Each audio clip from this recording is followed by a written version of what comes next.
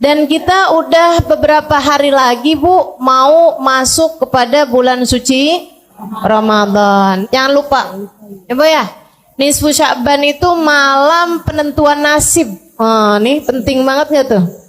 Penting banget nih Bu, malam penentuan nasib. Kita nggak tahu nih kan nasib kita ke depan nih kayak gimana. Ada apa aja di depan kita nggak paham. La tadri nafsun madza taksibu gada, kata Allah dalam Al-Quran. Wa ma tadri nafsun bi ayyi ardin tamut. Seseorang nggak pernah tahu apa yang akan dikerjakannya esok hari. Kita cuma bisa merencanakan. Akan tetapi Allah jualah yang menentukan.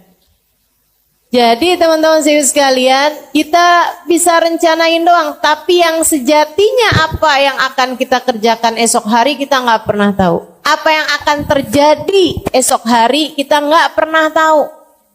Kita nggak tahu, orang tua kita nggak tahu, anak kita nggak tahu, suami kita nggak tahu, pemerintah nggak tahu apa yang akan terjadi esok hari. Yang tahu siapa? Allah Subhanahu wa Ta'ala. Karenanya kita mesti minta benar-benar sama Allah Subhanahu wa Ta'ala urusan nasib ini. Jadikan nasib kami bagus ya Allah. Jadikan nasib kami baik ya Allah. Saya ingat dulu kalau saya minta doa sama Babah Bahiyah. Babah Bahiyah itu salah satu perempuan solehah Bu, salah satu wali min auliyaillah. Seorang waliyah ya Bu ya, wali perempuan. Dengan segala kemuliaan-kemuliaan yang beliau punya. Alhamdulillah saya dekat dengan beliau. Alhamdulillah Allah karuniakan. Ibu-ibu sekalian, saya kalau minta doa sama beliau, beliau doain saya satu doa. Asa nasibik zain Halimah. Asa nasibik zain. Beliau bilang mudah-mudahan nasib kamu bagus nak. Semoga nasib kamu bagus. Saya dulu suka mikir gitu. Emang kenapa ya menasib gitu? Tapi ternyata sudah saya ingat-ingat, abah saya dulu juga bilang yang sama. Kata abah saya, nak orang hidup tuh yang penting nasib. Orang cakep nasibnya bagus, nggak enak hidupnya. Betul Bu? Orang cakep aja, kalau nasibnya nggak bagus, nggak enak loh hidupnya. Apalagi orang jelek. Orang kaya, kalau nasibnya nggak bagus, hidupnya nggak enak loh Bu. Apalagi orang. Maksud saya tuh nasib itu nggak terkait sama rupa, nggak terkait sama harta.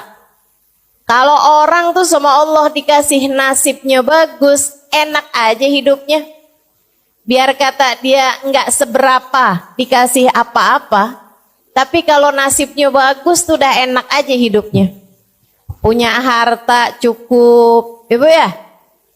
Mau pergi pengajian ada, kan begitu? Mau buat sedekah ada, mau ikutan nyumbang acara ada, kan begitu ya? Kepengen umroh ada, pengen haji ada juga. Wah tuh, itu namanya rezeki yang berkah. Namanya nasib hartanya adalah harta yang bagus. Nah, kita minta kayak begitu tuh sama Allah Subhanahu wa Ta'ala. Makanya di malam nisfu Sya'ban, nanti ibu-ibu sekalian jangan lupa amalin nih bacaannya yang diajarkan, yang dilakukan oleh para guru-guru kita. Kabarnya ini diajarkan dari Nabi Muhammad. Sebab para sahabat ngamalin, para tabi'in ngamalin, para ulama-ulama sepanjang zaman ngamalin Bu.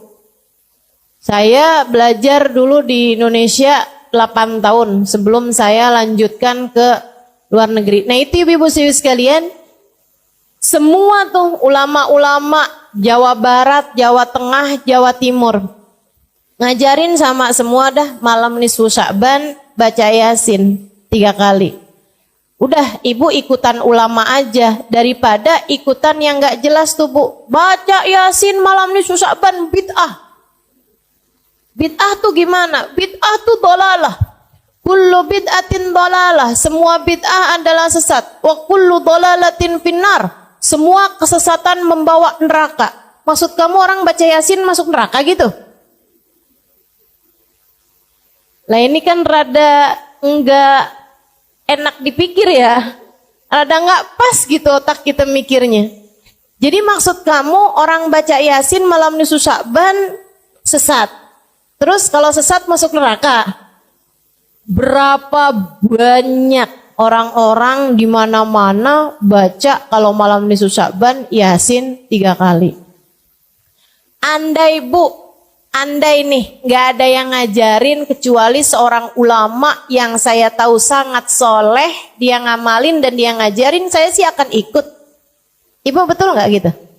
Misalnya ini ibu nggak ada yang ngajarin nih, tapi saya ngajarin ibu-ibu. Bu, nanti malam Jumat ibu baca sholawatan ini dah. Enak bu. Saya tuh kalau habis baca sholawatan ini tuh saya doa minta sama Allah tuh doa saya diijabah gitu.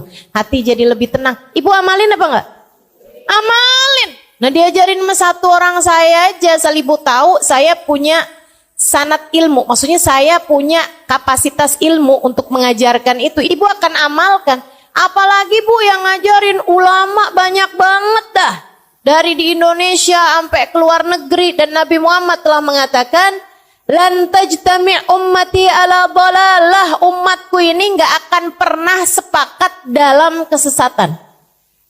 Nabi itu yang bilang, umat saya gak bakalan sepakat dalam kesesatan tuh gak ada ceritanya. Nah ini menurut saya baca Yasin 3 kali di malam nisfu Sya'ban itu adalah sesuatu yang disepakati oleh umat. Bukan hanya di Indonesia. Jadi kalau ada yang bilang, itu tuh budayanya orang Indonesia, mainnya kurang jauh. Mainnya kurang jauh tuh butuh, suruh pergi tuh ke Yaman, suruh pergi tuh. Habib Zain bin Smith di Madinah ngajarin, ibu ya, suruh pergi tuh. Sayyid Maliki di Mekah ngajarin, ulama-ulama ngamalin. Ibu-ibu sekalian, suruh pergi ke Syekh Ramadan Al-Buti, ya bu ya, di Syria ngajarin.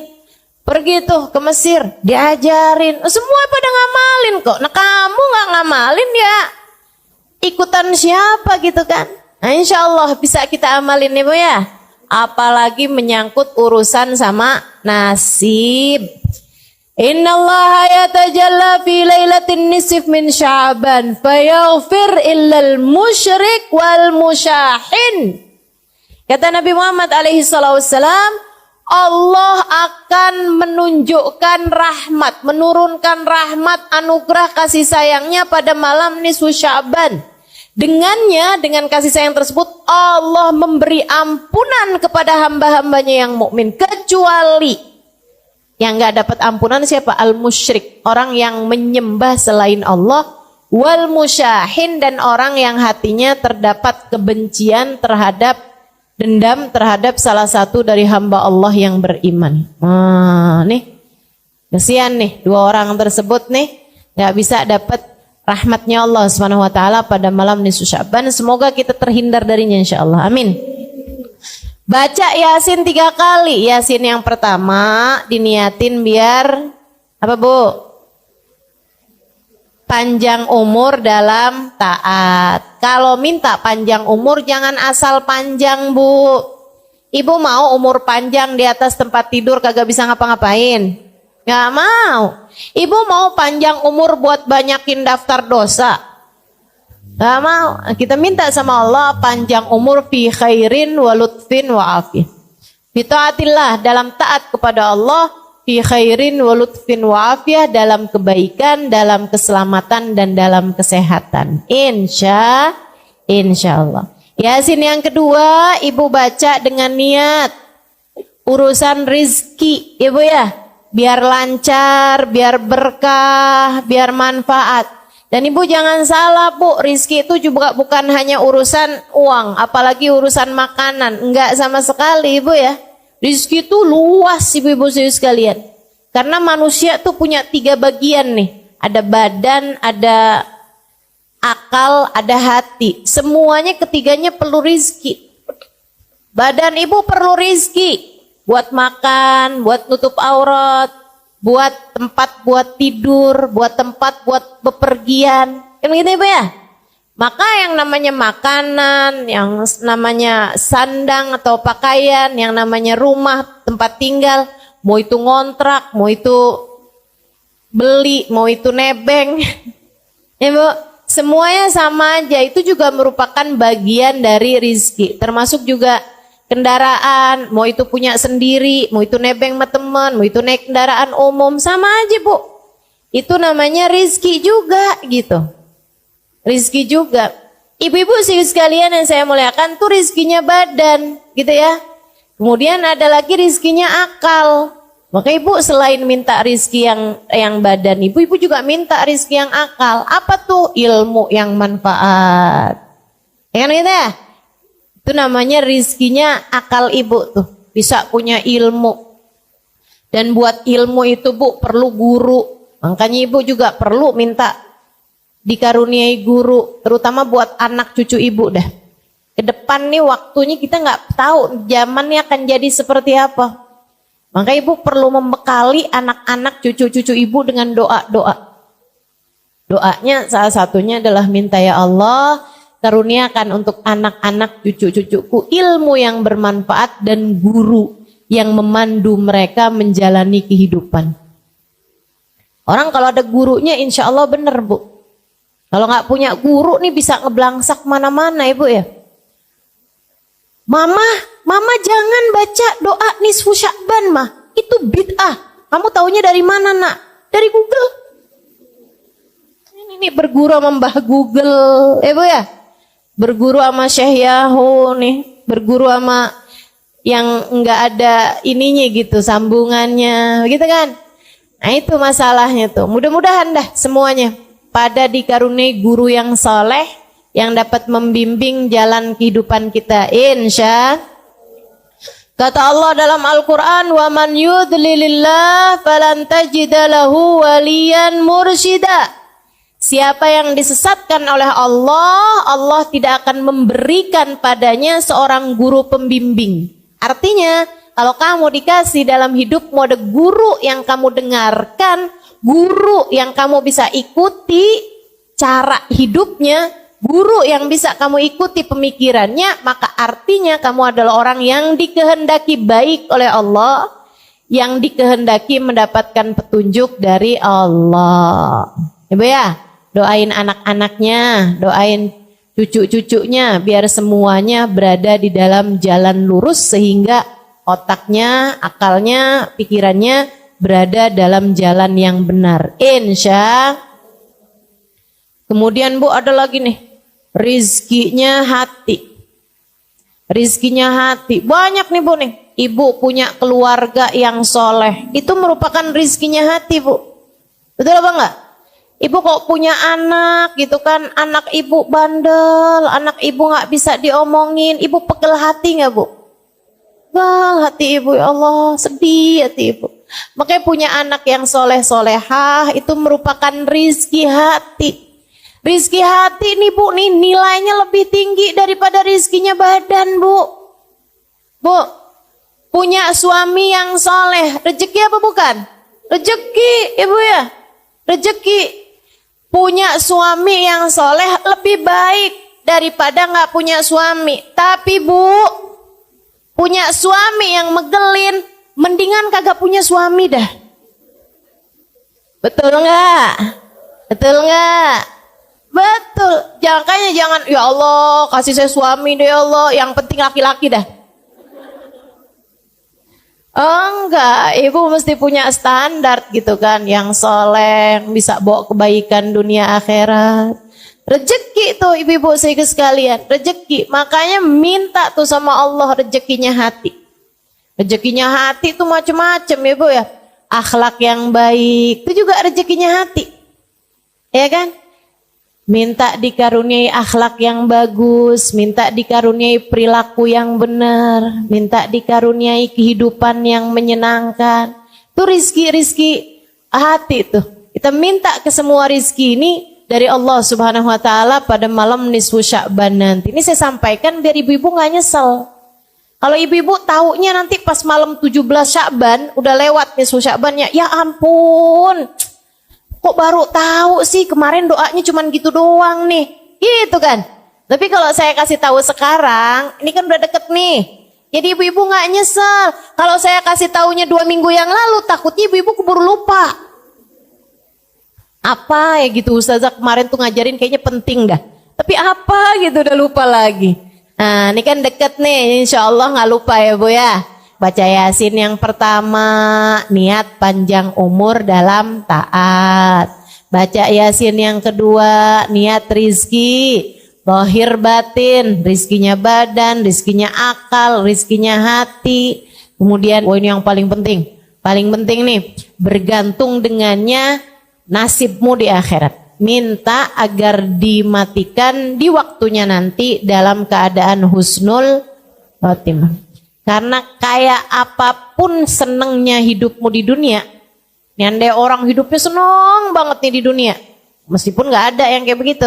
Orang tuh yang namanya hidup tuh pasti aja ada enak, ada nggak enaknya kan. Tapi andai ada orang hidup seneng aja di dunia nih, tapi matinya suul khotimah, Bu, udah deh tuh. Jadi penyesalan sepanjang kehidupannya nanti di akhirat. Sebaliknya, kalau ada orang hidupnya susah terus, tapi matinya husnul khotimah, udah tuh. Bakalan jadi kesenangan nantinya di akhirat. Lupa sama semua kesusahan kehidupan kalau dia matinya dalam keadaan husnul khotimah. Minta sama Allah, ya Allah, apabila datang ajal menjemput kami, matikan kami dalam husnul khotimah. Kenapa kok kami nggak saya, Ustazah? Ya boleh kami, boleh saya. Cuman kalau ibu-ibu doa kami itu ibu niatin juga buat anak-anak. Ya Bu ya?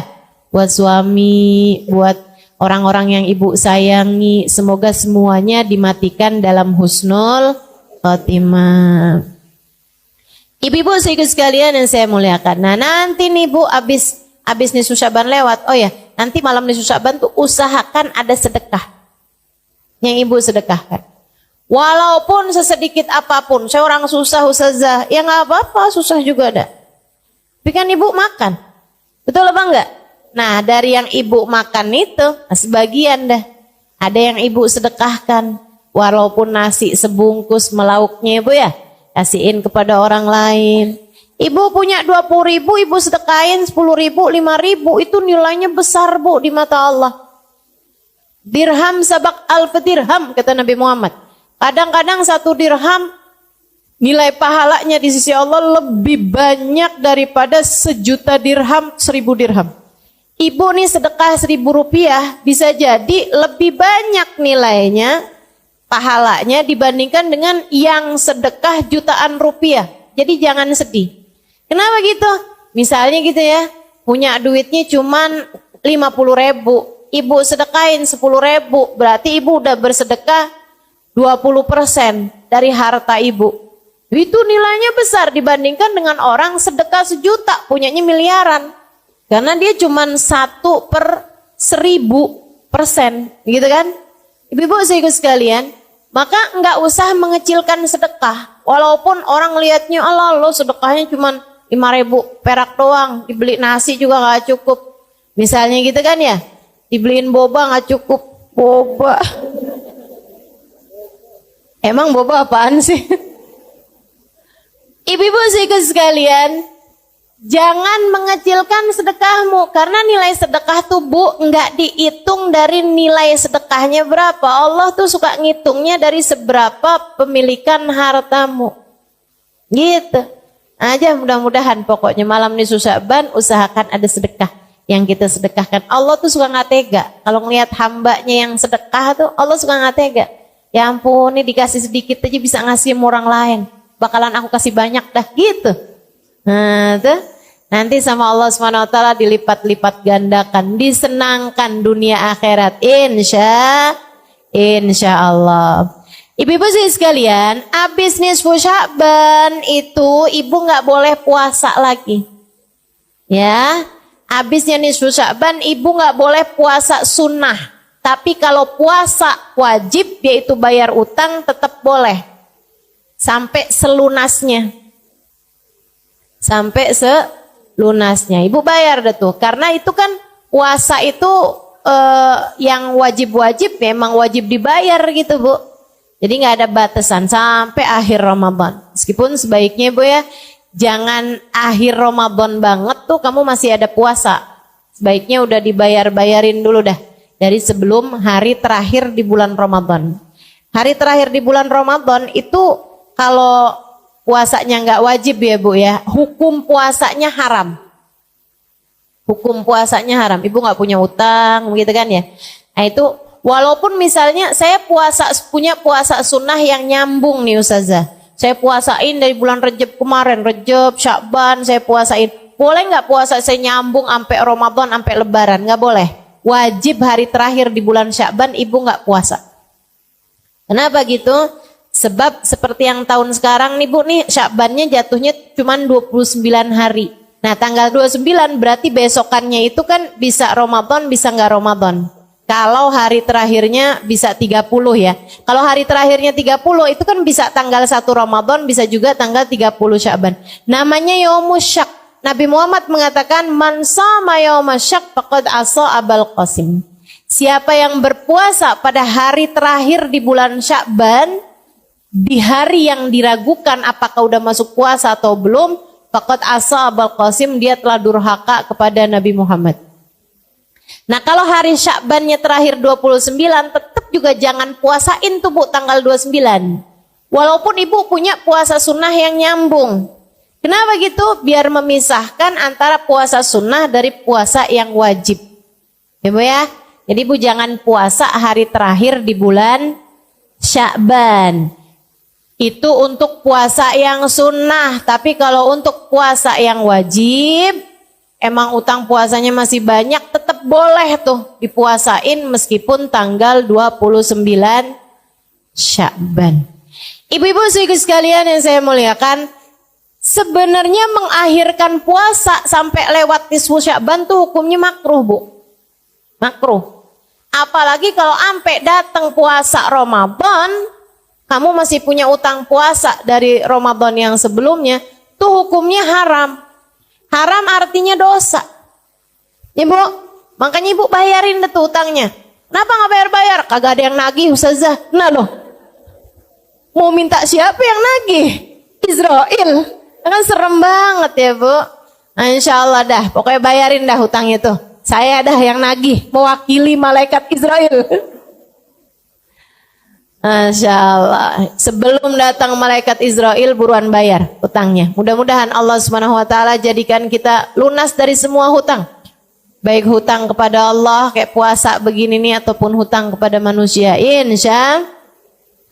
Sampai datang Ramadan, ibu. Hati-hati sama Ramadan. Ramadan itu Bu, amal ibadah dilipat gandakan benar. Tapi jangan salah, dosa juga dilipat gandain. Bu, orang tuh kalau bulan Ramadan ya Bu ya, bohong kan emang haram. Ya Bu, tapi kalau ibu-ibu bohongnya di bulan Ramadan, ibu bohongnya berkali lipat. Apalagi kalau ngepasin Lailatul Qadar. Nah loh, sekali bohong kayak 1000 bulan bohong. Serem bener. Berlipat ganda Bu. Karena katanya para ulama, semua waktu di mana amal ibadah berlipat ganda, kalau kita berbuat dosa juga berlipat ganda. Makanya banyak ulama memilih untuk tidak mau tinggal di Mekah. Kenapa gitu? Karena di Mekah itu amal ibadah berlipat ganda. 1 rakaat senilai 100.000 rakaat. Benar. Akan tetapi dosa juga berlipat ganda. Di Masjidil Haram itu sholat 1 rakaat senilai 100.000 rakaat di tempat yang lain. Tapi kalau bikin dosa di Masjidil Haram, dosanya juga lipat-lipat ganda. Mekah itu ibu-ibu sekalian, satu-satunya kota yang kamu di dalam kota Mekah, dosanya hati aja dicatat sama malaikat. Seram. Makanya para ulama milik, enggak dah tinggal di Mekah, enggak, takut enggak bisa ngasih kehormatannya kota Mekah. Karena memang tempat yang amal ibadah berlipat ganda, dosa juga berlipat ganda. Sama halnya dengan Ramadan. Waktu di bulan Ramadan itu amal ibadah berlipat ganda. Sekurangnya 70 kali lipat. Sekurangnya minimal. Jadi kamu puasa, pahala puasanya 70 kali lipat. Kamu terawih, pahala sholatnya 70 kali lipat. Kamu sedekah, pahala sedekahnya 70 kali lipat. Itu minimal. Ada yang bilang ampe 700 kali lipat. Ada yang bilang ampe 1000 kali lipat. Ada yang bilang bahkan bisa lebih daripada itu juga. Dan di bulan Ramadan itu ibu-ibu sekalian, ampunan Allah diturunkan banyak banget. Dan buat ngebantuin kita ibadah, buat ngebantuin kita diturunin ampunan rahmat, Bu. Allah segitu baiknya, Bu. Setan dicutiin dulu. Setan bebas tugas. Setan disuruh liburan, gak tahu deh tuh saya kemana gitu ya. Gak paham deh tuh. Yang pasti ibu-ibu sekalian, gak ada setan di bulan Ramadan. Setan yang ngebisik-bisikin dirimu itu loh. Yang ngebisik-bisikin kalau lagi duduk pengajian kayak begini, antuk ya, udah nggak usah dengerin ustadzahnya, udah tidur aja gitu. Dia sambil gini nih, di mata kita jadi begini. Pernah ada yang berasa nggak? Mana orangnya? Saya. Ya Allah, apalagi yang deket-deket kipas sampai berat banget matanya. Itu tuh Bu, setan yang itu tuh kalau di bulan Ramadan nggak ada. Ustazah ada tahu. Maksud kamu gimana? Saya baca Quran ngantuk bener dah Ustazah. Kata setan, bukan saya. Itu mah asli kamu deh tuh. Emang tukang ngantukan. Kalau ibadah ya. Masya Allah, Masya Allah. Jadi jangan ada yang nyalahin setan kalau bulan Ramadan. Setan bilang gak ikut-ikut. Saya gak ikut-ikut kata setan. Ayo Bu, bikin setan gak gampang masuk lagi sama kita habis lebaran. Bikin setan gak kenal sama kita habis lebaran. Mana di itu si Halimah. Kok kayak udah susah nih dimasukin. Itu ada caranya ibu-ibu sekalian. Ramadanmu dinaikin mutunya. Ramadanmu dinaikin tingkatannya. Imam Al-Ghazali dalam kitabnya Bidayatul Hidayah menerangkan tentang 3 kelasnya orang-orang saat berpuasa. Ya Bu, gimana tuh? Kata Imam Ghazali, ada puasa kelas umum, ada puasa kelas khusus, ada puasa kelas khususil khusus. Jadi ibarat naik kereta, nih ada kereta kelas ekonomi, ada kelas bisnis, ada kelas eksekutif. Ibu-ibu sekalian, yang kelas ekonomi nih Bu nih, takut nggak kebawa dah. Kayaknya nih duduknya pada di gerbong nih kayaknya. Kelas ekonominya kayak gimana nih? Puasa nih. Katanya Imam Ghazali, yang puasa hanya sekedar memuasakan perut dan farji. Artinya dia puasa, gak mau makan, gak mau minum, sama gak mau berhubungan intim ketika sedang berpuasa bagi yang sudah menikah. Begitu ya, puasa berarti gak boleh makan, gak boleh minum, gak boleh hubungan. Gitu doang dia. Tapi yang lain-lain masih jalan terus. Yang lain-lain tuh kayak gimana? Ngomongin orang jalan, bohong, gitu ya. Ngelihat dengan syahwat, iya juga gitu. Nontonnya gak bener, juga, jalan juga. Semua maksiat-maksiat masih dikerjakan. Marahin suami, tambah jadi. Soalnya deket-deket lebaran, dana-dana belum tunai, belum cair. Masih beku di kulkas ya Bu ya. Waduh, udah tambah deh tuh, tambah deket lebaran, tambah kenceng marahnya sama suaminya. Masya Allah, nih ibu-ibu nih, yang kayak beginian nih Bu, seram. Katanya Nabi Muhammad alaihissalam, kam min saim, laisa min siyamihi illal ju' wal atash. Berapa banyak orang puasa, gak dapat apa-apa dari puasanya, kecuali nahan lapar sama haus doang. Bahkan Imam Abu Hanifah sampai menyebutkan, nggak cuman nggak dapat pahala, tapi wajib diqadha puasanya. Kalau puasa kamu batal karena dosa-dosa yang tadi telah saya sebutkan, kayak bohong, ngomongin orang, gitu ya Bu ya. Itu katanya Imam Abu Hanifah, batal puasa kamu, ntar mesti diqadhain. Ya ampun, serem bener. Katanya Imam Syafi'i dan yang lain-lain, enggak, puasanya enggak batal, puasanya sah tapi enggak ada pahalanya. Nah, buat apa? Puasa kita nih Bu, kalau Allah tolak enggak mau terima, menurut Ibu siapa itu yang mau ngasih pahala? Enggak ada Bu. Makanya mesti hati-hati urusan puasa nih, mesti hati-hati. Karena puasa ini amal ibadah yang paling disukai, paling didemenin sama Allah Subhanahu wa taala. Allah tuh paling suka kalau ngelihat hamba-hambanya pada puasa. Allah tuh Bu, kalau kita udah masuk bulan suci Ramadan, Allah tuh banggain kita di hadapan para malaikat-malaikatnya. Kata Allah, liatin itu hamba-hambaku tuh pada lemes-lemes, liatin itu. Liatin hambaku tuh pada lapar, pada haus, kesianan gitu ya. Kata Allah, mereka nahan lapar, ninggalin makanannya meskipun mereka lapar. Mereka meninggalkan minumnya meskipun mereka haus. Kenapa? Untuk aku, kata Allah, fasaumuli wa ana ajzibih. Puasa mereka untukku, akulah sendiri yang akan memberikan balasannya.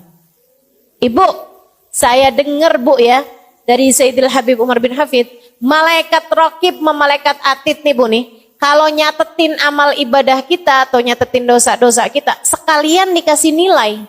Ya mereka udah punya hitung-hitungannya semua tuh Bu. Misalnya gitu ya, sholat duhur, langsung tuh dikasih nilai sama malaikatnya. Kalau khusyuk sekian, kalau nggak khusyuk sekian. Kalau khusyuk rukuknya doang sekian gitu. Kalau khusyuk pas takbirnya doang sekian gitu kan. Kalau sambilan sholat sambil ngedengerin TV yang lagi kebuka ada sekian tuh. Kalau sambilan mikirin masakan yang mau dimasak sekian, ada hitungannya semua. Kalau kita berjamaah, makanya saya berusaha buat nggak ninggal sholat jamaah. Kenapa gitu? Orang kalau sholat berjamaah itu Bu, kadang-kadang biar kata nggak khusyuk, insya Allah Allah terima. Gitu. Makanya berusaha dah buat sholatnya berjamaah karena khusyuk itu susah. Betul nggak Bu? Susah Bu. Kita kadang khusyuk nih bagian depannya doang, belakangnya ngeblangkrak. Ya Allah, nyari kunci nggak ketemu begitu sholat, inget? Ada nggak yang kayak gitu? Sama berarti kita. Karena mengingat khusyuk itu nggak gampang, saya berusaha buat sholatnya berjamaah. Begitu kan? Kenapa gitu? Nggak gampang khusyuk tuh. Nah, kalau berjamaah insya Allah dah. Insya Allah. Seapa-apanya insya Allah diterima sama Allah.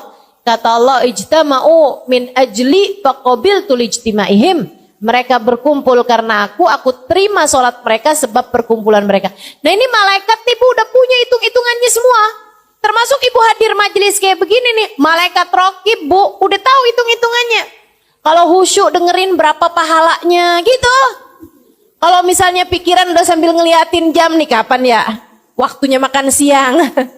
Gitu kan, itu ada hitung-hitungannya tuh Bu semuanya. Malaikat raqib udah tahu dah, nggak bakalan keliru, nggak bakalan kurang, nggak bakalan lebih, nggak bakalan kelebihan gitu. Semua ada hitung-hitungannya. Yang gerak-gerak mulu badannya. Masa orang nggak boleh gerak-gerak Ustazah?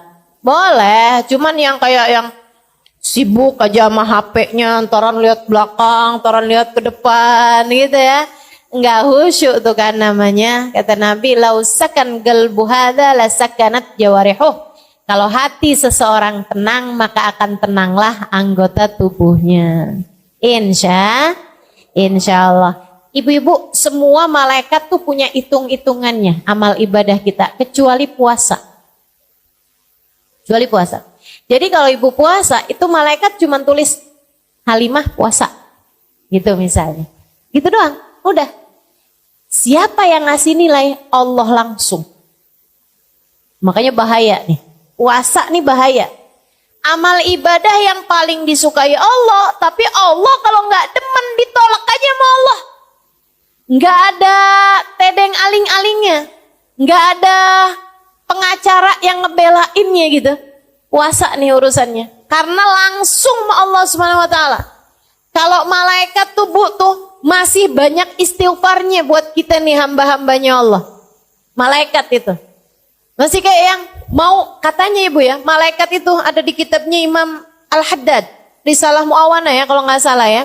Itu katanya Imam Al-Haddad radhiyallahu ta'ala anhu warḍah, kalau kamu bikin kemaksiatan, itu malaikat atid nggak langsung nulis dosa kita. Nggak langsung nulis. Katanya malaikat raqib bilang kayak gini, Tid jangan dicatat dulu Tid. Siapa tahu habis gini dia taubat, tar dulu Tid, tungguin. Gitu katanya Bu. Itu ada tuh, ada hadisnya, ada sanadnya Bu ya, ditulis tuh sama Imamul Haddad. Beneran ini. Kalau kita niat berbuat buruk, apalagi nggak ditulis sama dia. Baru niat doang tuh nggak ditulis. Tapi kalau niat kita berbuat kebaikan udah langsung ditulis. Kalau kita ngerjainnya ditulis dan diberi pahala minimal 10 kali lipat. Masya Allah. Tuh ibu-ibu sekalian. Jadi malaikat raqib sama malaikat atid tuh masih ada gitu. Masih ada yang jangan ditulis dulu deh dosanya, tar dulu. Siapa tahu dia taubat, tar dulu. Masih banyak rahmatnya orang. Ya kecuali kalau udah gemes kali ya. Maksiat mulu nih kerjaannya, langsung tulis. Wallahu a'lam deh tuh. Tapi yang pasti ibu-ibu sekalian, malaikat raqib sama malaikat atid masih banyak rahmatnya gitu. Masih kayak yang saya ngelihatnya kayak masih ada jiwa pengacara mau membela kliennya nih Bu nih. Tapi kalau urusan puasa, malaikat pun angkat tangan, Allah sendiri yang akan menuliskan balasannya. Makanya begitu puasa ada ngomongin orangnya, kata Allah, aku tolak. Gak ada pahalanya apa-apa. Begitu puasa kamu ada bohongnya, kata Allah, aku tolak. Puasa macam apa ini? Begitu kamu puasa, kemudian kamu marah-marahin anak, hati anak sedih gitu. Allah bilang, kenapa dia berbuat begitu kepada hambaku? Aku tolak puasanya. Kamu mau ngomong apa? Ibu-ibu seriku sekalian yang saya muliakan, Nabi Muhammad tuh Bu benar-benar minta kita jagain puasa. Benar-benar minta kita jagain puasa, terutamanya yaitu ya, puasa kita itu jadi puasa yang enggak umum, kita naikin menjadi puasa yang khusus dengan memuasakan anggota tubuh kita dari dosa. Terutamanya dosanya lisan yang paling banyak bikin pahala puasa tuh habis. Pahala puasa hilang, itu kebanyakan dari dosanya lisan. Makanya ibu-ibu sekalian, bulan puasa jagain lisan. Jagain lisan. Makanya kenapa kalau bulan puasa pengajian pada libur? Kenapa gitu? Maaf ya Bu ya. Memang juga karena sepanjang bulan 11 bulan tuh anggap pelatihan kalau bulan puasa kayak waktu praktek gitu. Itu iya juga. Dan juga biar ibu-ibu lebih konsentrasi ibadah-ibadah kayak baca Quran dan lain sebagainya. Itu iya juga. Tapi juga Bu, karena kita nih perempuan-perempuan nih kalau udah kumpul-kumpul, mulut kita nih suka rada nyerempet gitu. Ya, yang nggak niat ngomongin orang aja nyerempet jadi ngomongin orang. Betul apa enggak? Apa kabar Bu? Baik, masih bagus nih. Ya kan ya? Kemarinan nggak kelihatan. Iya nih lagi ada masalah sama suami. Tuh. Yang satu demen curhat, yang satu kepo. Ya udah kan pas. Emang ada masalah apaan Bu? Iya gitu dah tuh ya. Gimana ya biar jadi kayak istri orang gitu. Emang selama ini istrinya siapa genderuwo gitu. Ya Allah. Ibu-ibu sekalian yang saya muliakan, pokoknya emang bulan Ramadan tuh Bu tuh, saran saya emang sebaiknya Bu kalau bisa diusahain nggak banyak ketemu orang tuh ahsan. Lebih baik. Kenapa gitu? Itu dia dah. Udah ketemu orang banyak inian tuh akhirnya jadi nyerempet. Ini dah gitu. Bohong. Itu udah harus banget ditutup kamusnya. Jangan ada kebohongan di bulan Ramadan. Kalau habis tarawih gimana Ustazah? Ya sama aja. Bulan Ramadan tuh dosa dilipat gandain. Jangan sampai nih ada ibu-ibu nih tanyain sama suaminya, kamu lihat uang saya di saku baju yang kamu cuci nggak? Bang, nanyanya habis terawih ntar gimana? Nggak gitu ya Bu. Pokoknya yang namanya bohong mah dosa gitu, mau siang mau malam. Dan kalau kamu bohongnya siang, ya ngebatalin pahalanya puasa. Jangan ngomongin orang, baik dari lisanmu atau dari jempolmu.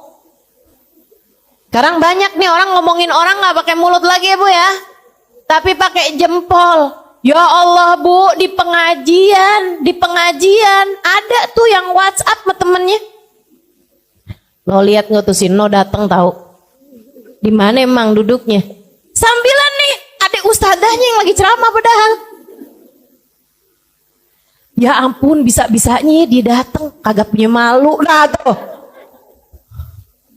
Ya Allah, ya Allah.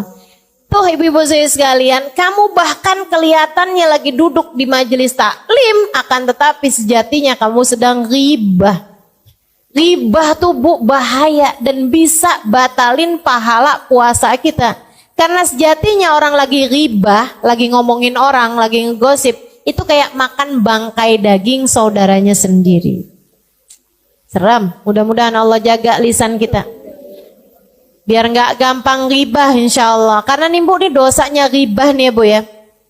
Dosa yang kita tuh ngerasanya kayak semua orang ngerjain, jadi kayak nggak dosa-dosa amat gitu. Berasa gak gitu? Betul kan? Kayak gak dosa-dosa amat gitu. Nah, ibu-ibu kalau dibilang makan daging babi, kayaknya udah dosa banget, neraka tuh pasti. Kan begitu ya? Si ibu itu dia Islam loh, tapi dia bisa loh makan daging babi. Ya ampun, dia masak kemarin makan daging babi. Iya, astagfirullah. Diomongin, padahal dosanya ngomongin itu lebih gede daripada dosanya makan babi. Bukan berarti ibu makan babi aja dah kalau gitu. Nggak gitu juga. Gitu juga. Tapi maksud saya tuh dosanya lebih gede gitu. Kata Imam Ghazali yang gitu ngasih perumpamaan. Kata Imam Ghazali, orang pakai emas, laki-laki pakai cincin emas, kan dosa. Ada ulama pakai cincin emas, kan dosa tuh kan. Diomongin sama orang-orang nggak sadar kata Imam Ghazali. Kalau dosanya ngomongin orang, apalagi ulama, lebih gede. Berpuluh-puluh kali lipat, bahkan beratus kali lipat daripada dosanya orang pakai cincin emas. Kadang itu suka gitu. Gak gitu kadang. Mudah-mudahan deh Allah selamatin kita semuanya. Lisan gak bertulang. Ya Bu ya, kita mesti punya kendali terhadap lisan kita, tahu apa yang mesti diomongin, apa yang nggak perlu diomongin. Juga bulan puasa nih Bu, biar puasamu naik menjadi kelas khusus tadi ini, kelas bisnis. Ibu mesti jagain lisannya dari menyakiti hati orang. Hati-hati Bu, bahaya. Bu, bahaya. Termasuk anak sendiri. Ibu jangan suka nyakitin hati anaknya. Dibangunin susah sahur, akhirnya keluar kata-kata yang gak bagus. Jangan, nanti yang nyesel dirimu sendiri.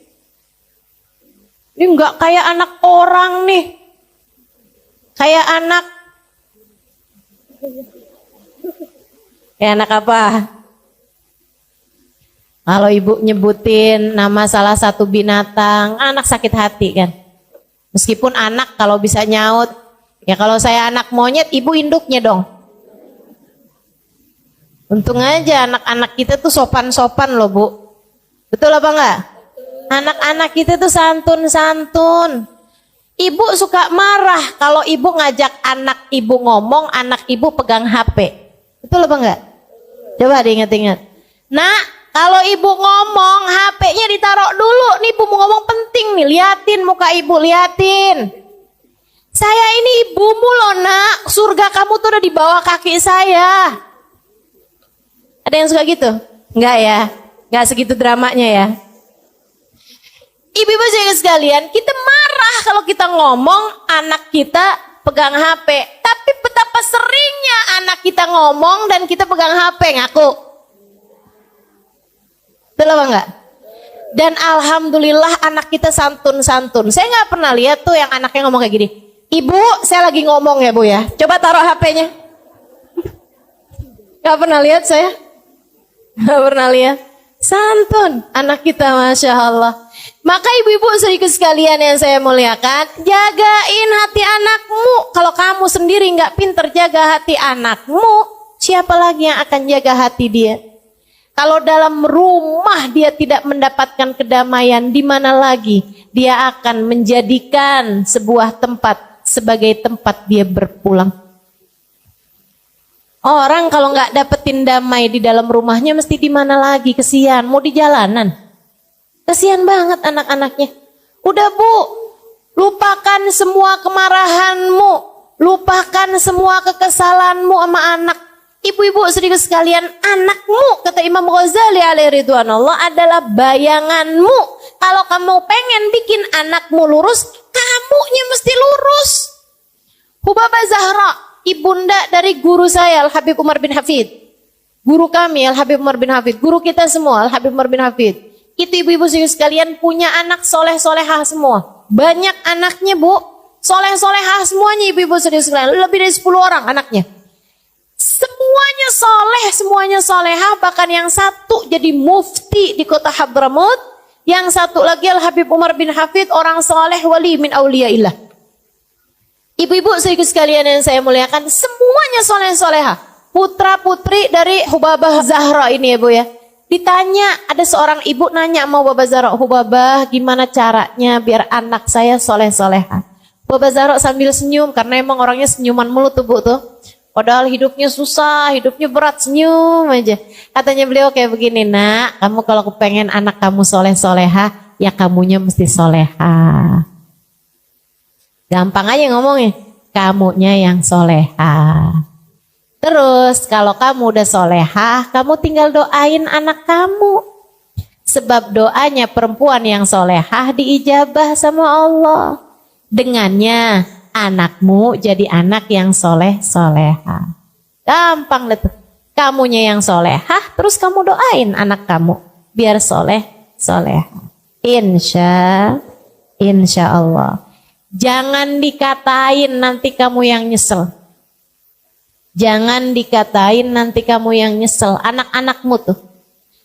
Jangan diomelin nanti kamu nyesel. Ibu kayak gak pernah aja ngomelin anak abis-abisan pas dia tidur. Kamu liatin, ya Allah kesian. Pernah? Pernah? Saya gak pernah usah tuh, orang saya belum punya anak. Ya iyalah. Tapi yang pada punya anak pasti tuh ngerti tuh apa yang saya omongin. Ya Allah Bu, jangankan ngomelin gitu, ngomong kasar aja sama anak. Habis itu pas ngelihat dia tidur, ya Allah gak tega. Itu ya Bu ya. Suami juga kayak begitu. Ibu jangan suka ngomelin. Bu, urusan suami nih, saya bilangin juga ya Bu ya. Allah aja gak tega loh ngelihat dia tidur kecapean. Masa ibu tega? Katanya Nabi Muhammad, Allah bilang, ayu mamri'in batakalan min syughlih bata maufuron lah. Itu hadisnya, tepatnya begitu. Ayu mamri'in, kalau ada seorang laki-laki batakalan min syughlih, tertidur malam dalam keadaan kelelahan karena seharian bekerja untuk menghidupi anak istrinya, bata maufuron lah, dia tidur dalam keadaan diampuni dosa-dosanya. Allah aja gak tega sama dia. Kecapean, pengorok kayak gitu seharian kerja nih. Ada yang jadi supir Gojek, ibu ya, ada yang jadi tukang, ada yang kerja jadi guru, ada yang kerja apalah segala macam pekerjaan suami kita. Kecapean seharian tuh dia kerja, malam-malam tidurnya sampai ngorok. Kita sebel, ya ampun gak bisa tidur nih, gimana ya, gitu sumpet apaan nih ya, biar suara ngoroknya gak kedengeran gitu kan. Kita balikin, dia miring ngoroknya. Ya Allah, kita tendang aja bagaimana nih, ya ampun, astagfirullah. Ibu-ibu saudaraku sekalian, Allah aja gak tega loh. Padahal dia kerja tuh sampai capek ngorok, bukan buat Allah, buat kamu. Masa Allah aja gak tega, kamu tega sih sama dia? Kesian ya. Meskipun kalau ada suami juga saya bakalan bilangin nih, kesian sama istrinya, kesian. Kamu omelin seharian, kamu tidur lihat dia gitu, kamu tega? Gak tega juga. Istri kamu tuh loh, perempuan gitu ya, dengan segala kelemahannya, dengan segala hatinya yang lembut, dia mau ngurusin kamu walaupun kamu belum tentu mau kurus. Dia mengurusin anak-anaknya yang adalah anak-anak kamu gitu kan. Kasihan tuh. Ya Allah, Allah aja nggak tega sampai dijadikan surga berada di bawah telapak kaki. Masa kamu tega sih? Maka berumah tangga nih mesti yang saling sayang. Dah, hilangkan segala kemarahan-kemarahan, hilangkan segala kebencian-kebencian. Bulan Ramadan Allah aja nggak tega ngelihat hambanya tuh pada lemes-lemes, pada lapar-lapar, haus-haus gitu. Masa kita tega sih ngelihat anak itu udah lemes kayak begitu kamu omelin mulu. Bu, orang kalau lagi puasa tuh tidur aja berpahala loh. Kan begitu ya? Naumus shaim ibadah. Kata Allah, tidurnya orang lagi puasa nilainya ibadah. Allah aja nggak tega, dia tidur aja ditulis pahala. Masa kamu tega-teganya sih? Bang, puasa tidur mulu. Ya Allah, Bu, Allah yang nggak tega. Kamu ngeliat anak kamu tidur, puasa tidur aja kerjaannya. Ayo bangun, sholat, ayo baca Quran. Ini gitu segala macam kamu omelin. Ya Allah, Bu, dia tidurnya ibadah, kamu ngomel dosa.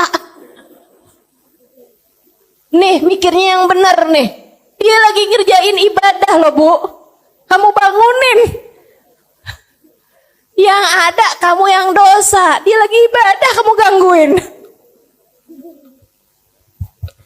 Ya Allah, khair insyaallah. Mudah-mudahan ibu-ibu nih jadi nggak pada ngomelan dah kalau datang bulan Ramadan. Amin. Latihan dari sekarang, Bu ya. Udah, Bu, belajar buat ngelihat lucu-lucu dalam kehidupan. Gitu. Lihat suaminya ngomel, ibu lihatnya yang lucu aja dah. Ya ketawa aja liatin gitu. Ketawa, dia lagi marah kita ketawa gitu. Kamu ketawa kenapa sih? Abang lucu dah, Bang. Hidungnya kembang kepis, Bang. Mata abang ntar nyipit, ntar ngeblalak, lucu dah, Bang. Gituin aja udah, yang lucu aja ngelihatnya. Udah nggak usah, hidup udah nggak usah disusah-susahin ya, Bu. Yang enak aja. Kita punya Allah Maha Rahman. Alhamdulillah. Kita punya Nabi penyayang. Alhamdulillah. Udah lihat lucu aja dah dalam kehidupan ini. Nggak usah diberat-beratin. Datang bulan suci Ramadan, hilangkan segala kemarahan, hilangkan segala kebencian. Yang rahmat sama siapapun, nggak usah bawa-bawa perasaan sedih nih sampai tanggal segini belum bisa beli baju lebaran. Dah nggak usah dipikirin. Nggak usah dipikirin, Bu. Gak usah dipikirin. Ada banyak sunnah-sunnah yang lain yang ibu bisa kerjain. Nah gak usah. Lagian kalau Allah kasih rezeki sih, Bu, gak ada siapapun bisa menghindari. Ya, Bu ya. Udah Allah mau ngasih, dikasih juga. Udah, apa yang bikin hati ibu sedih, tinggalin. Ibu tahu gak? Setan tuh, Bu, ini di hari-hari setan gak ada kayak gini nih. Setan tuh ngodain kita, Bu, tidak hanya dengan ngajakin kita berbuat dosa. Akan tetapi setan tuh seringkali godain kita nih dengan cara dibuat hati kita putus asa, hati kita sedih, hati kita overthinking, kata istilah anak zaman sekarang nih. Itu tuh seringkali bisikan-bisikan setan, kayak ngilang-ngilangin nikmat yang Allah SWT berikan. Padahal kalau kita mau hitung nikmatnya Allah, nggak kebayang banyaknya. Udah, ibu nggak usah mikirin yang nggak ada. Ibu syukuri aja apa yang ada. Insya Allah. Sebab, Bu, kalau kamu mau cari yang nggak adanya terus, kamu akhirnya nggak bisa bersyukur dalam kehidupan. Saya kasih tahu ya, Bu ya, hidup ini nggak pernah ideal buat siapapun. Bu, nggak ada loh orang yang hidupnya ideal, hidupnya pas semuanya, nggak ada, Bu. Ada orang nih ya, Bu ya, sakit-sakitan, hidupnya nggak enak, kan begitu kan? Sakit mulu gitu, dikit gini sakit, dikit gitu sakit. Enak apa nggak enak? Nggak enak. Kadang-kadang nih sehat orangnya ya, Bu ya. Giliran punya suaminya megelin. Ada yang suaminya baik, saudaranya nyebelin. Ada yang orang tuanya, ya Bu ya. Ada yang saudara-saudaranya jahat. Ada yang mertuanya Bu. Ada yang iparnya. Pasti ada aja yang namanya hidup memang kayak begitu. Emang kayak gitu. Nggak pernah ideal. Kayaknya susah deh mau nyari orang yang semua orang sayang sama dia, semua orang baik sama dia gitu. Orang Nabi Muhammad yang sempurna gitu aja Bu, dijahatin sama pamannya, iya kan? Dijahatin sama tetangga-tetangganya, dijahatin sama orang sekampungnya. Apalagi kita yang kayak gini nih, pasti ada aja. Dan kita nih Bu, kalau mau nyari hal-hal yang bisa bikin hidup kita sedih, hidup kita merasa, katanya orang zaman sekarang insecure, ya Bu ya. Ngerasa minder, ngerasa sedih hati, mau dicari mah ada aja Bu. Orang tuh hidup nggak ada yang ideal, ya kan Bu? Nggak ada yang hidupnya udah pas tuh, hidup yang kayak begitu tuh, nggak ada. Tapi hati bisa pas, tapi hati bisa ideal. Manusia yang hatinya paling ideal, Nabi Muhammad SAW. Hidupnya nggak ideal Bu, Nabi Muhammad. Betul apa enggak? Ya gimana mau ideal hidupnya Nabi Muhammad, lahir aja udah gak punya bapak. Mau ideal dari mana? Anak umur 6 tahun ditinggal mati ibunya, mau ideal dari mana Bu? Nabi Muhammad alaihissalam berada dalam kemiskinan berpuluh-puluh tahun, ibu-ibu sekalian. Enggak ideal hidupnya Nabi Muhammad. Nabi Muhammad, ibu-ibu saudariku sekalian, punya anak 7 Bu. 6 di antara anaknya Nabi Muhammad yang menguburkannya. Artinya Nabi Muhammad tuh punya anak 7, anaknya semuanya meninggal sebelum meninggalnya Nabi Muhammad. Sedih apa enggak sedih? Sedih. Ideal apa enggak hidupnya Nabi Muhammad? Enggak. Hidupnya Nabi Muhammad penuh dengan ujian. Hidupnya Nabi Muhammad penuh dengan kesusahan-kesusahan. Akan tetapi hati Nabi Muhammad ideal. Hati itulah yang menjadi pusat segala sesuatu. Nikmat, enggak nikmat hidup, semuanya letaknya ada di dalam hati kita. Bahagia letaknya di hati. Makanya ibu-ibu saudariku sekalian, hidupmu pasti enggak ideal. Akan tetapi hatimu bisa menuju kepada ideal. Hidup enggak ada yang sempurna. Tapi hati kita bisa menuju kepada kesempurnaan dengan cara menjadi hamba yang bersyukur. Suami kita kayak gimana? Alhamdulillah. Kan gitu ya Bu ya? Punya suami ganteng, alhamdulillah. Kagak usah nonton sinetron, gak usah nonton drakor. Udah cakep dah suami saya, tontonin dia aja. Punya suami jelek, alhamdulillah, nggak susah jagainnya.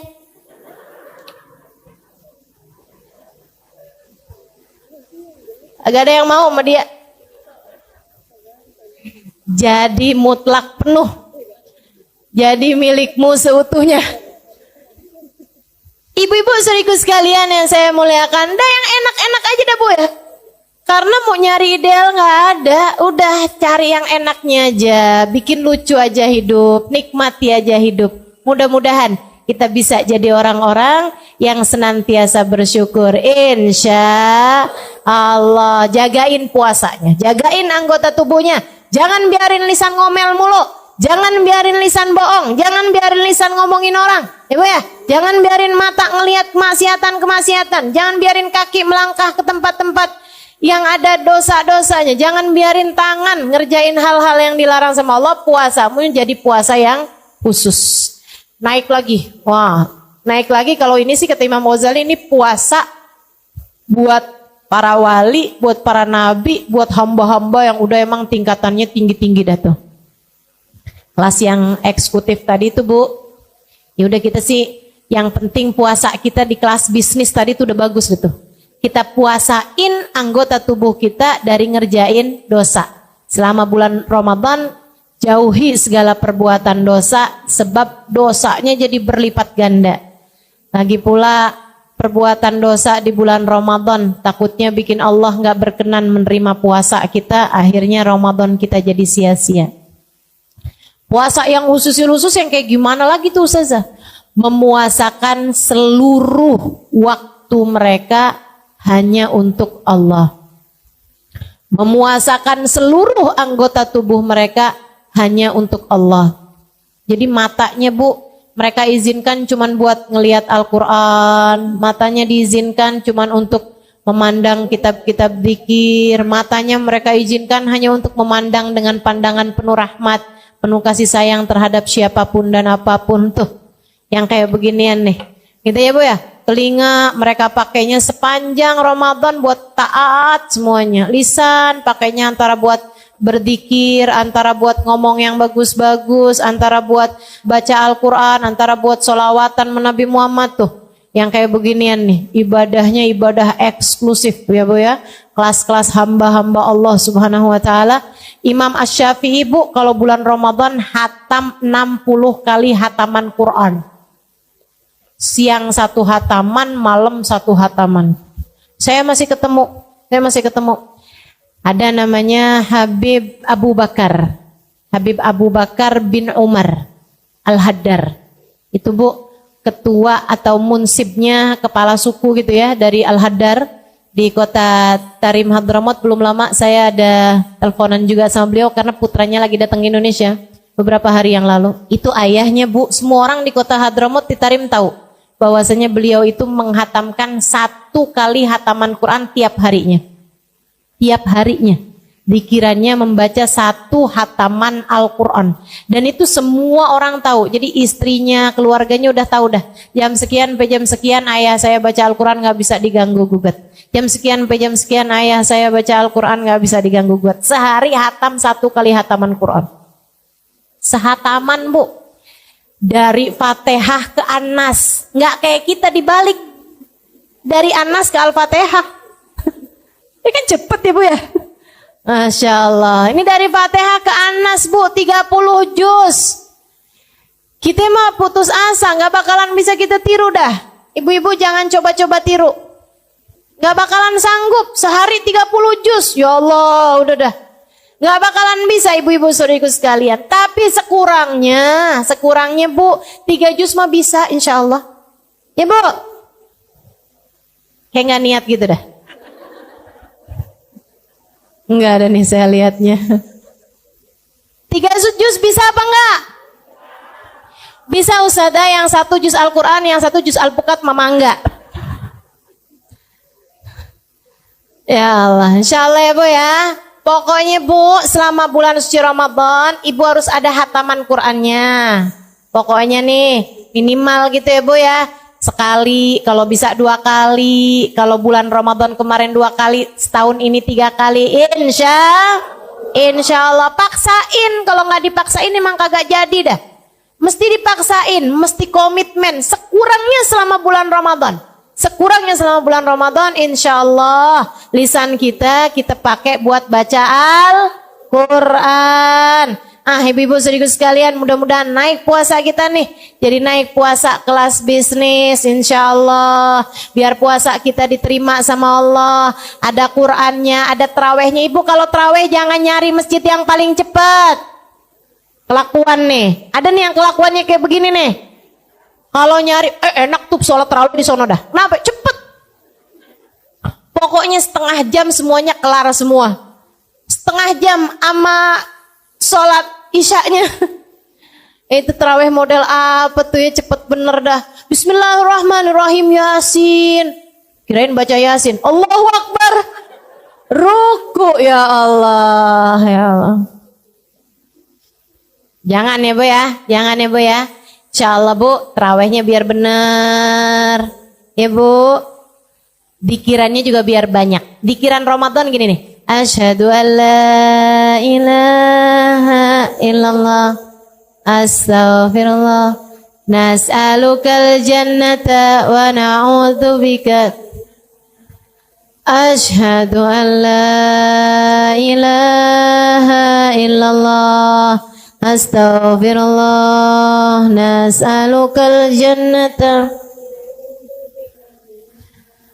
أشهد أن لا إله إلا الله أستغفر الله نسألك الجنة ونعوذ بك من النار اللهم إنك عفو تحب العفو فاعف عنا اللهم إنك عفو Allahumma innaka afuwun tuhibbul afwa fa'fu anna ya karim. Tuh kita perbanyak. Insyaallah mudah-mudahan Allah terima semuanya. Allah mudahkan semuanya buat diamalkan insyaallah. Mudah-mudahan apa yang turun pada malam nisfu Sya'ban dan pada sepanjang bulan Ramadan nanti Allah tidak menghalangkan kita darinya insyaallah. Semoga saja di saat turun hujan ampunan kita semuanya terampuni dosa-dosanya. Ketika turun hujan rahmat kita menjadi hamba yang disayang Allah Subhanahu wa taala. Ketika turun itkun minan nar, pembebasan dari api neraka, kita menjadi orang-orang yang telah dibebaskan Allah dari api neraka insyaallah. Mudah-mudahan Allah Subhanahu wa taala menjadikan kita di bulan Ramadan semakin dekat dengan orang-orang saleh, semakin dekat dengan hamba paling saleh Nabi besar Muhammad sallallahu alaihi wasallam karena kita mengikuti cara beliau menjalankan bulan suci Ramadan. Mudah-mudahan Allah Subhanahu wa taala menjadikan kita orang-orang yang dikaruniai umur yang berkah, nasib yang bagus, rizki yang halalan, thayyiban, mubarakan, ilmu yang bermanfaat, hati yang selalu bahagia. Allah karuniakan pada ujung akhir hidup kita kematian dalam husnul khatimah. Ala hadihi niyah bikuniyatin salihah jami'ah syamilah la hadratin Nabi Muhammad sallallahu alaihi wasallam. Al-Fatihah.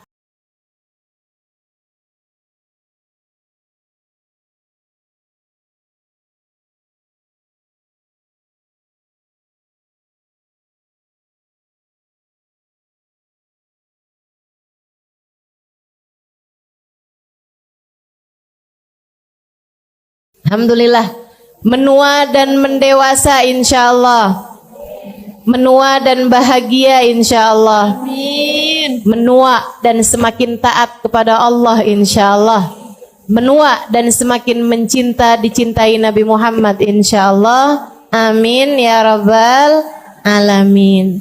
Dan kita udah beberapa hari lagi Bu mau masuk kepada bulan suci Ramadan. Jangan lupa ya Bu ya, nisfu Sya'ban itu malam penentuan nasib. Nih penting banget gak tuh? Penting banget nih Bu, malam penentuan nasib. Kita nggak tahu nih kan nasib kita ke depan nih kayak gimana. Ada apa aja di depan kita nggak paham. La tadri nafsun madza taksibu ghada, kata Allah dalam Al-Quran. Wa ma tadri nafsun bi ayyi ardin tamut. Seseorang nggak pernah tahu apa yang akan dikerjakannya esok hari. Kita cuma bisa merencanakan. Akan tetapi Allah jualah yang menentukan. Jadi teman-teman sekalian, kita bisa rencanain doang. Tapi yang sejatinya apa yang akan kita kerjakan esok hari kita nggak pernah tahu. Apa yang akan terjadi esok hari kita nggak pernah tahu. Kita nggak tahu, orang tua kita nggak tahu, anak kita nggak tahu, suami kita nggak tahu, pemerintah nggak tahu apa yang akan terjadi esok hari. Yang tahu siapa? Allah Subhanahu wa taala. Karenanya kita mesti minta benar-benar sama Allah Subhanahu wa taala urusan nasib ini. Jadikan nasib kami bagus ya Allah. Jadikan nasib kami baik ya Allah. Saya ingat dulu kalau saya minta doa sama Babah Bahiyah. Babah Bahiyah itu salah satu perempuan solehah Bu, salah satu wali min auliyaillah.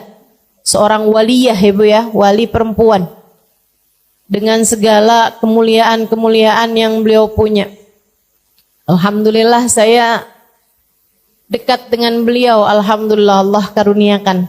Ibu-ibu sekalian, saya kalau minta doa sama beliau, beliau doain saya itu satu doa. Asa nasibik zain Halimah. Asa nasibik zain. Beliau bilang mudah-mudahan nasib kamu bagus nak. Semoga nasib kamu bagus. Saya dulu suka mikir gitu. Emang kenapa ya menasib gitu?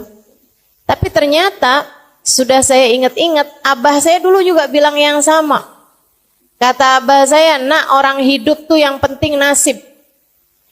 Orang cakep nasibnya bagus, nggak enak hidupnya. Betul, Bu? Orang cakep aja, kalau nasibnya nggak bagus, nggak enak loh hidupnya. Apalagi orang jelek. Orang kaya, kalau nasibnya nggak bagus, hidupnya nggak enak loh, Bu. Apalagi orang. Maksud saya tuh nasib itu nggak terkait sama rupa, nggak terkait sama harta. Kalau orang tuh sama Allah dikasih nasibnya bagus, enak aja hidupnya. Biar kata dia nggak seberapa dikasih apa-apa, tapi kalau nasibnya bagus tuh udah enak aja hidupnya. Punya harta cukup, Ibu ya. Mau pergi pengajian ada, kan begitu? Mau buat sedekah ada, mau ikutan nyumbang acara ada, kan begitu ya? Kepengen umroh ada, pengen haji ada juga. Wah, tuh itu namanya rezeki yang berkah. Namanya nasib hartanya adalah harta yang bagus. Nah, kita minta kayak begitu tuh sama Allah Subhanahu wa taala. Makanya di malam nisfu Sya'ban, nanti Ibu sekalian jangan lupa amalin nih bacaannya yang diajarkan, yang dilakukan oleh para guru-guru kita. Kabarnya ini diajarkan dari Nabi Muhammad. Sebab para sahabat ngamalin, para tabi'in ngamalin, para ulama-ulama sepanjang zaman ngamalin, Bu. Saya belajar dulu di Indonesia 8 tahun sebelum saya lanjutkan ke luar negeri. Nah itu Ibu sekalian, semua tuh ulama-ulama Jawa Barat, Jawa Tengah, Jawa Timur ngajarin sama semua dah malam nisfu Sya'ban baca Yasin 3 kali. Udah Ibu ikutan ulama aja daripada ikutan yang gak jelas tuh, Bu. Baca Yasin malam nisfu Sya'ban bid'ah. Bid'ah tuh gimana? Bid'ah tuh dolalah. Kullu bid'atin dolalah. Semua bid'ah adalah sesat. Wa kullu dolalatin finnar. Semua kesesatan membawa neraka. Maksud kamu orang baca Yasin masuk neraka gitu?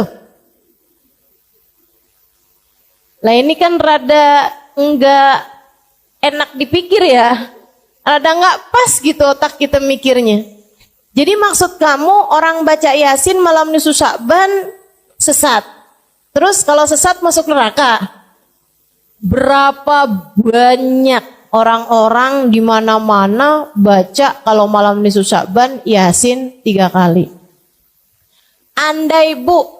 Andai nih nggak ada yang ngajarin kecuali seorang ulama yang saya tahu sangat soleh, dia ngamalin dan dia ngajarin, saya sih akan ikut. Ibu betul nggak gitu? Misalnya ini Ibu nggak ada yang ngajarin nih, tapi saya ngajarin ibu-ibu. Bu, nanti malam Jumat Ibu baca sholawatan ini dah. Enak, Bu. Saya tuh kalau habis baca sholawatan ini tuh saya doa, minta sama Allah tuh doa saya diijabah gitu. Hati jadi lebih tenang. Ibu amalin apa enggak? Amalin. Nah diajarin sama satu orang saya aja, asal Ibu tahu saya punya sanad ilmu. Maksudnya saya punya kapasitas ilmu untuk mengajarkan itu. Ibu akan amalkan. Apalagi Bu yang ngajarin ulama banyak banget dah. Dari di Indonesia sampai ke luar negeri. Dan Nabi Muhammad telah mengatakan, lan tajtami' ummati ala dhalalah. Umatku ini gak akan pernah sepakat dalam kesesatan. Nabi itu yang bilang, umat saya gak bakalan sepakat dalam kesesatan tuh gak ada ceritanya. Nah ini menurut saya baca Yasin 3 kali di malam nisfu Sya'ban itu adalah sesuatu yang disepakati oleh umat, bukan hanya di Indonesia. Jadi kalau ada yang bilang itu tuh budayanya orang Indonesia, mainnya kurang jauh. Mainnya kurang jauh tuh butuh, suruh pergi tuh ke Yaman, suruh pergi tuh Habib Zain bin Smith di Madinah ngajarin, Ibu ya. Suruh pergi tuh Sayyid Maliki di Mekah ngajarin, ulama-ulama ngamalin. Ibu-ibu sekalian, suruh pergi ke Syekh Ramadan Al-Buti. Ya Bu ya, di Syria ngajarin. Pergi tuh ke Mesir, diajarin. Semua pada ngamalin kok. Nah kamu gak ngamalin ya ikutan siapa gitu kan? Nah, insya Allah bisa kita amalin nih Bu ya. Apalagi menyangkut urusan sama nasib. Innallaha yatajalla fi lailatin nisf min Sya'ban fayaghfir illal musyrik wal musyahin. Kata Nabi Muhammad alaihi wassalam, Allah akan menunjukkan rahmat, menurunkan rahmat, anugerah kasih sayangnya pada malam nisfu Sya'ban. Dengannya, dengan kasih sayang tersebut, Allah memberi ampunan kepada hamba-hambanya yang mukmin, kecuali yang gak dapat ampunan siapa? Al-musyrik, orang yang menyembah selain Allah, wal musyahin, dan orang yang hatinya terdapat kebencian terhadap, dendam terhadap salah satu dari hamba Allah yang beriman. Nih, kesian nih, dua orang tersebut nih gak bisa dapat rahmatnya Allah Subhanahu wa taala pada malam nisfu Sya'ban. Semoga kita terhindar darinya insyaallah. Amin. Baca Yasin 3 kali. Yasin yang pertama diniatin biar apa Bu? Panjang umur dalam taat. Kalau minta panjang umur jangan asal panjang Bu. Ibu mau umur panjang di atas tempat tidur kagak bisa ngapa-ngapain? Gak mau. Ibu mau panjang umur buat banyakin daftar dosa? Gak mau. Kita minta sama Allah panjang umur fi khairin wa lutfin wa afih. Bitaatillah, dalam taat kepada Allah, fi khairin wa lutfin wa afiyah, dalam kebaikan, dalam keselamatan, dan dalam kesehatan. Insya Allah. Yasin yang kedua ibu baca dengan niat urusan rizki, ibu ya. Biar lancar, biar berkah, biar manfaat. Dan ibu jangan salah Bu, rizki itu juga bukan hanya urusan uang, apalagi urusan makanan. Enggak sama sekali ibu ya. Rizki itu luas ibu-ibu sekalian. Karena manusia tuh punya 3 bagian nih. Ada badan, ada akal, ada hati. Semuanya ketiganya perlu rizki. Badan ibu perlu rizki. Buat makan, buat nutup aurat, buat tempat buat tidur, buat tempat buat bepergian. Kan gitu Ibu ya? Maka yang namanya makanan, yang namanya sandang atau pakaian, yang namanya rumah, tempat tinggal, mau itu ngontrak, mau itu beli, mau itu nebeng. Ya Bu, semuanya sama aja, itu juga merupakan bagian dari rizki. Termasuk juga kendaraan, mau itu punya sendiri, mau itu nebeng sama teman, mau itu naik kendaraan umum, sama aja Bu. Itu namanya rizki juga gitu. Rizki juga. Ibu-ibu sekalian yang saya muliakan tuh rizkinya badan gitu ya. Kemudian ada lagi rizkinya akal. Maka ibu selain minta rizki yang badan, ibu juga minta rizki yang akal. Apa tuh? Ilmu yang manfaat. Ya kan gitu ya? Itu namanya rizkinya akal ibu tuh. Bisa punya ilmu. Dan buat ilmu itu Bu perlu guru. Makanya ibu juga perlu minta dikaruniai guru. Terutama buat anak cucu ibu dah. Kedepan nih waktunya kita nggak tahu zamannya akan jadi seperti apa. Maka ibu perlu membekali anak-anak cucu-cucu ibu dengan doa-doa. Doanya salah satunya adalah minta ya Allah, karuniakan untuk anak-anak cucu-cucuku ilmu yang bermanfaat dan guru yang memandu mereka menjalani kehidupan. Orang kalau ada gurunya insya Allah benar Bu. Kalau nggak punya guru nih bisa ngeblangsak mana-mana Ibu ya. Mama jangan baca doa nisfu Sya'ban mah. Itu bid'ah. Kamu taunya dari mana nak? Dari Google. Ini berguru sama Mbah Google. Ibu ya. Berguru sama Syekh Yahoo nih, berguru sama yang enggak ada ininya gitu, sambungannya, gitu kan? Nah itu masalahnya tuh. Mudah-mudahan dah semuanya pada dikaruniai guru yang soleh, yang dapat membimbing jalan kehidupan kita. Insya. Kata Allah dalam Al-Quran, wa man yudlilillah falan tajida lahu waliyan mursyida. Siapa yang disesatkan oleh Allah, Allah tidak akan memberikan padanya seorang guru pembimbing. Artinya, kalau kamu dikasih dalam hidupmu ada guru yang kamu dengarkan, guru yang kamu bisa ikuti cara hidupnya, guru yang bisa kamu ikuti pemikirannya, maka artinya kamu adalah orang yang dikehendaki baik oleh Allah, yang dikehendaki mendapatkan petunjuk dari Allah. Ibu ya, doain anak-anaknya, doain cucu-cucunya biar semuanya berada di dalam jalan lurus sehingga otaknya, akalnya, pikirannya berada dalam jalan yang benar. Insya. Kemudian Bu ada lagi nih, rizkinya hati. Rizkinya hati. Banyak nih Bu nih. Ibu punya keluarga yang soleh. Itu merupakan rizkinya hati Bu. Betul apa enggak? Ibu kok punya anak gitu kan, anak ibu bandel, anak ibu gak bisa diomongin, ibu pegel hati gak Bu? Pegel hati ibu, ya Allah, sedih hati ibu. Makanya punya anak yang soleh-solehah itu merupakan rizki hati. Rizki hati nih Bu, nih nilainya lebih tinggi daripada rizkinya badan Bu.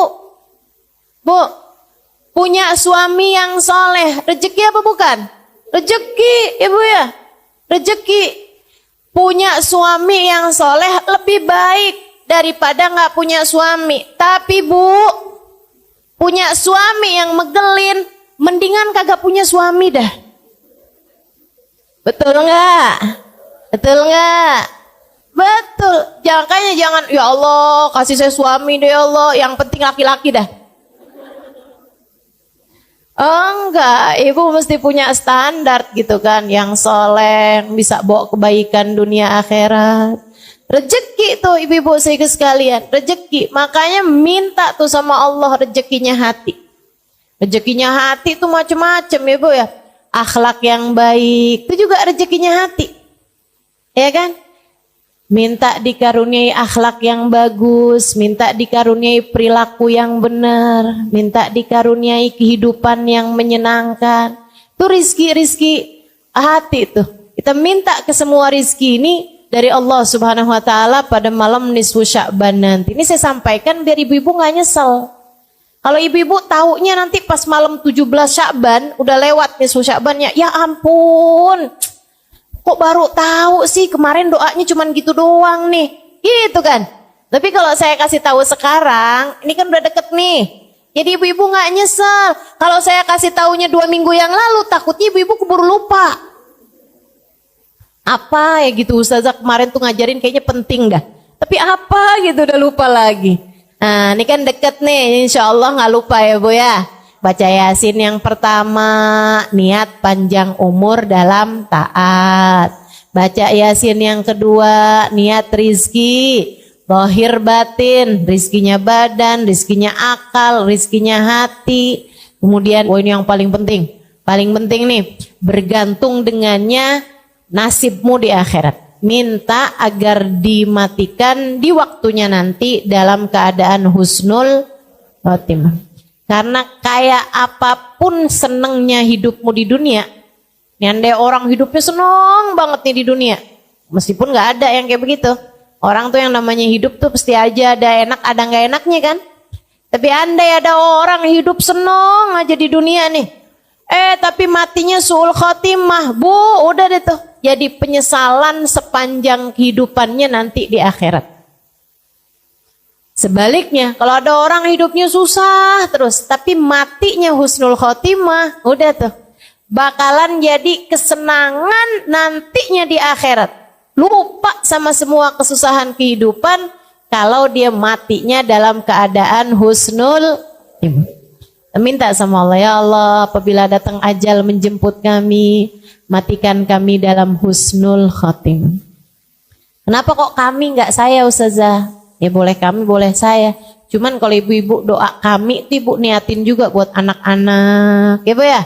Buat suami, buat orang-orang yang ibu sayangi. Semoga semuanya dimatikan dalam husnul khotimah. Ibu-ibu sekalian yang saya muliakan. Nah nanti nih Bu abis nisfu Sya'ban lewat. Oh ya, nanti malam nisfu Sya'ban tuh usahakan ada sedekah yang ibu sedekahkan. Walaupun sesedikit apapun, saya orang susah Ustazah, ya nggak apa-apa, susah juga ada. Tapi kan ibu makan, betul apa enggak? Nah dari yang ibu makan itu, sebagian dah, ada yang ibu sedekahkan. walaupun nasi sebungkus melauknya ibu ya, kasihin kepada orang lain. Ibu punya 20.000, ibu sedekahin 10.000, 5.000, itu nilainya besar bu di mata Allah. Dirham sabak alf dirham kata Nabi Muhammad. Kadang-kadang 1 dirham nilai pahalanya di sisi Allah lebih banyak daripada 1.000.000 dirham, 1.000 dirham. Ibu nih sedekah 1.000 rupiah bisa jadi lebih banyak nilainya, pahalanya dibandingkan dengan yang sedekah jutaan rupiah. Jadi jangan sedih. Kenapa gitu?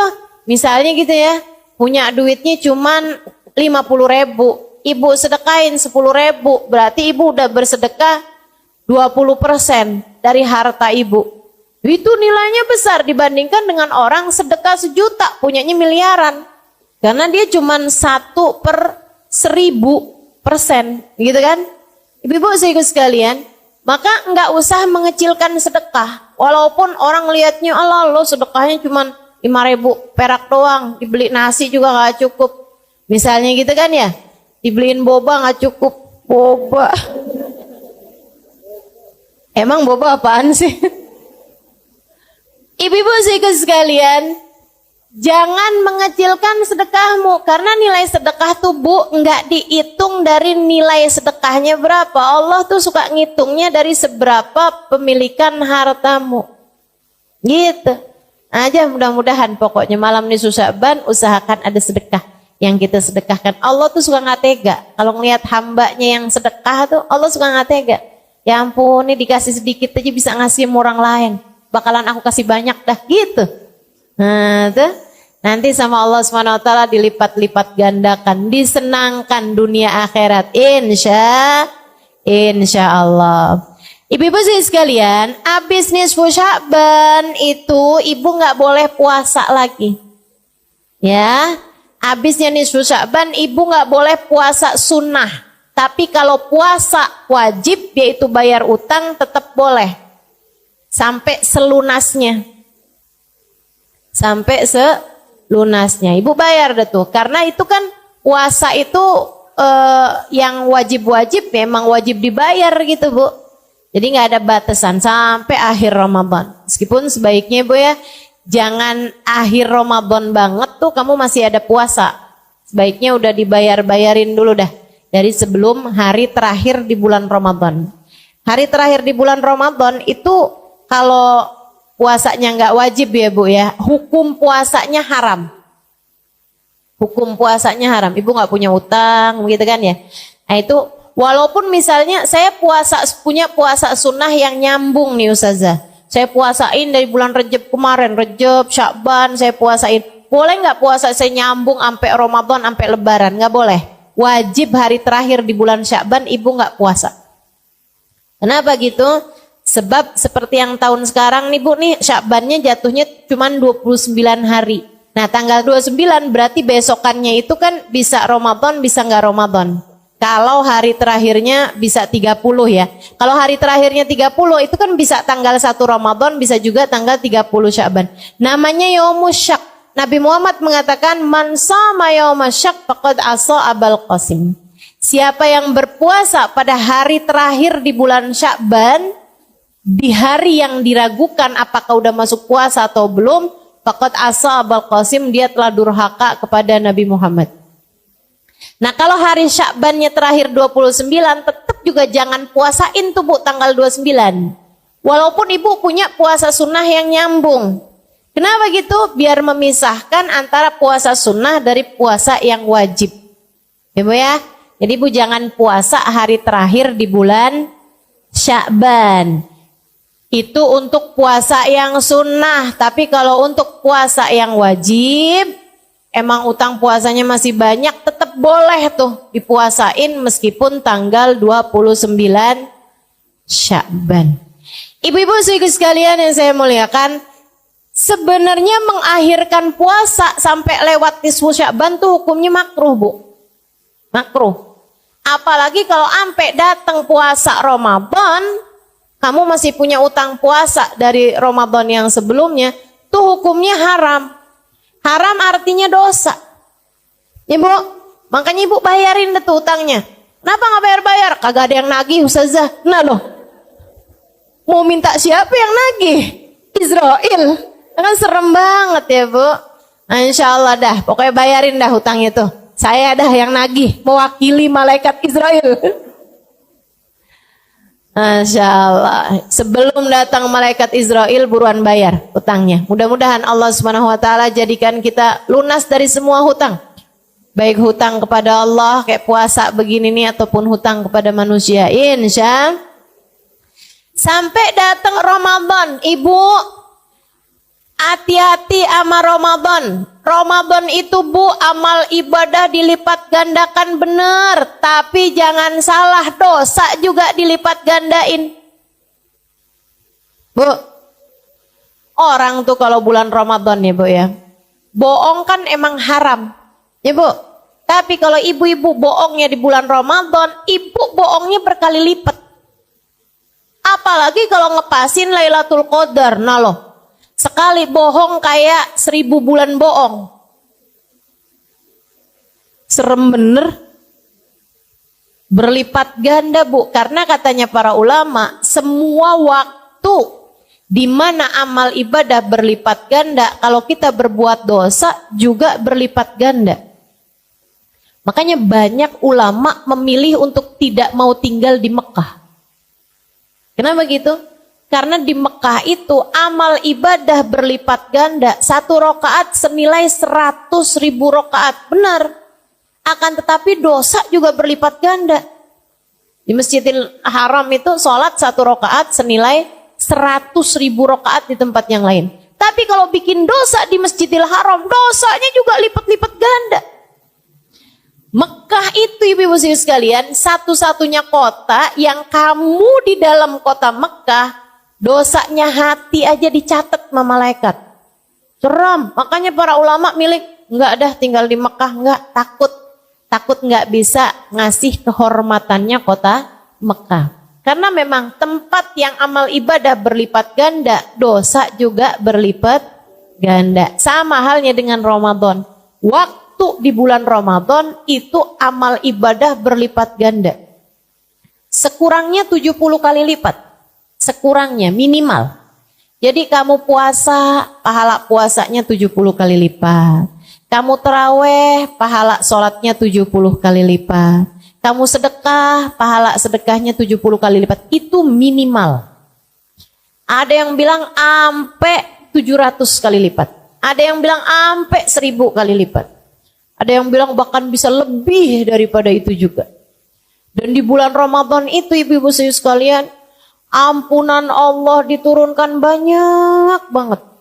Dan buat ngebantuin kita ibadah, buat ngebantuin kita diturunin ampunan rahmat Bu. Allah segitu baiknya Bu, setan dicutiin dulu. Setan bebas tugas. Setan disuruh liburan, gak tahu deh tuh saya kemana gitu ya. Nggak paham deh tuh. Yang pasti ibu-ibu sekalian, nggak ada setan di bulan Ramadan. Setan yang ngebisik-bisikin dirimu itu loh. Yang ngebisik-bisikin kalau lagi duduk pengajian kayak begini, antuk ya, udah nggak usah dengerin ustadzahnya, udah tidur aja gitu. Dia sambil gini nih. Di mata kita jadi begini. Pernah ada yang merasa nggak? Mana orangnya? Saya. Ya Allah, apalagi yang deket-deket kipas sampai berat banget matanya. Itu tuh Bu, setan yang itu tuh kalau di bulan Ramadan nggak ada. Ustazah ada tahu. Maksud kamu gimana? Saya baca Quran ngantuk bener dah Ustazah. Kata setan, bukan saya. Itu mah asli kamu deh tuh. Emang tukang ngantukan kalau ibadah ya. Masya Allah, Masya Allah. Jadi jangan ada yang nyalahin setan kalau bulan Ramadan. Setan bilang gak ikut-ikut. Saya gak ikut-ikut kata setan. Ayo Bu, bikin setan gak gampang masuk lagi sama kita habis lebaran. Bikin setan gak kenal sama kita habis lebaran. Mana dia itu si Halimah? Kok kayak udah susah nih dimasukin. Itu ada caranya ibu sekalian. Ramadanmu dinaikin mutunya. Ramadanmu dinaikin tingkatannya. Imam Al-Ghazali dalam kitabnya Bidayatul Hidayah menerangkan tentang 3 kelasnya orang-orang saat berpuasa. Ya Bu, gimana tuh? Kata Imam Ghazali, ada puasa kelas umum, ada puasa kelas khusus, ada puasa kelas khususil khusus. Jadi ibarat naik kereta, ini ada kereta kelas ekonomi, ada kelas bisnis, ada kelas eksekutif. Ibu-ibu sekalian, yang kelas ekonomi nih Bu nih, takut nggak kebawa dah. Kayaknya nih duduknya pada di gerbong nih kayaknya. Kelas ekonominya kayak gimana nih? Puasa nih. Katanya Imam Ghazali, yang puasa hanya sekedar memuasakan perut dan farji. Artinya dia puasa, nggak mau makan, nggak